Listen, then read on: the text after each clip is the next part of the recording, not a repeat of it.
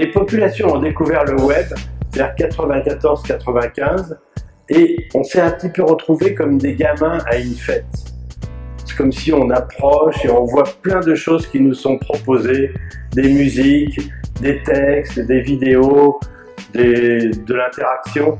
Donc on était comme des gamins et pendant qu'on découvrait toutes ces friandises, toutes ces choses fabuleuses, c'est un petit peu comme si dans les coulisses on changeait le décor et à un moment on s'est réveillé et on a vu que les pouvoirs avaient changé, les valeurs de la civilisation avaient changé et de nouvelles entités avaient pris le pouvoir de la civilisation. Ce n'était plus les gouvernements mais c'était des sociétés privées. Google n'est pas dangereux car Google, étant un service gratuit comme les autres services du web, doit tout faire en sorte pour que nous apparaissions comme son ami. Qu'est-ce que ça veut dire? C'est que Google va tout faire pour nous faire plaisir. Un ami, ça fait plaisir. Je vous donne Google Maps, je donne l'itinéraire, je vous donne Google Traduction, je vous donne le service de recherche le plus efficace du monde, enfin au moins j'essaye. Google doit tout faire pour nous être agréable parce que si Google faisait quelque chose de pas bien, on quitterait Google. Imaginons que Google soutiendrait une cause qui serait vraiment, par exemple Monsanto ou quelqu'un comme ça, on pourrait dire oh là là, on va plus aller chez Google. Or Google a besoin qu'on clique toujours sur ses publicités. Et pour ça, Google a besoin qu'on reste chez Google. Donc Google va tout faire pour être sympathique. Google est un petit peu comme un pays, disons la Suisse, qui aurait un armement nucléaire capable de détruire le monde entier, mais qui serait quand même un pays pacifique. Que Google stocke toutes ces données, mais uniquement à des fins de nous cibler le mieux possible.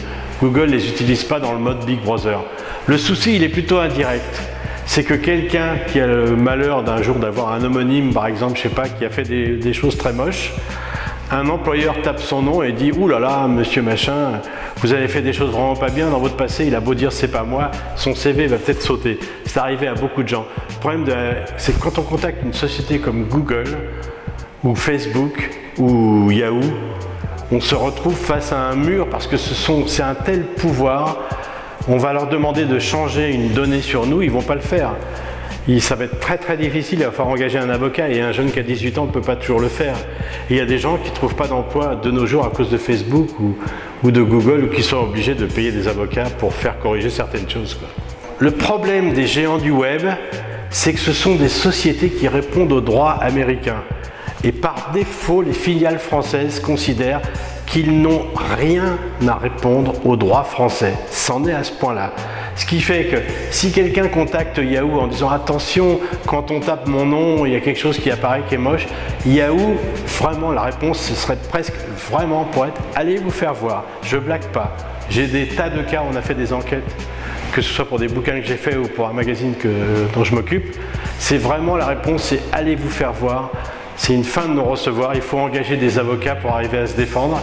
Il y a des jeunes qui n'ont pas réussi à trouver d'emploi à cause de ça. Il y a des gens qui se sont retrouvés sur Facebook, qui ont fait des bêtises. Vraiment, s'il y a un message à faire passer aux jeunes, attention, le web a de la mémoire. Ne mettez pas un tweet contre votre professeur pour vous faire une blague ou contre un copain d'école. Ça peut se retourner contre vous à 18 ans quand vous cherchez un job. Il n'y a pas d'empire inébranlable et on a deux exemples frappant dans l'histoire récente. En 2000, si quelqu'un nous avait dit « Vous allez voir, dans 10 ans, Apple sera plus fort que Microsoft », tout le monde vous aurait rayonné, parce qu'à l'époque, Microsoft était un empire qui semblait inexpugnable et Apple était minuscule. Et c'est pourtant ce qui s'est passé. Et on a un autre exemple encore plus frappant. Si on avait dit en l'an 2000 à quelqu'un « Vous verrez, il y a une start-up qui n'a que 15 mois d'existence, qui dans 4 ans fera trembler Microsoft », pareil, tout le monde aurait rayonné parce qu'on pensait que Microsoft c'était fini, ils avaient gagné tous les combats et pourtant c'est ce qui s'est passé. Après l'entrée en bourse de Google en août 2004, Microsoft a commencé à trembler parce que Google a commencé à débaucher ses plus grands ingénieurs.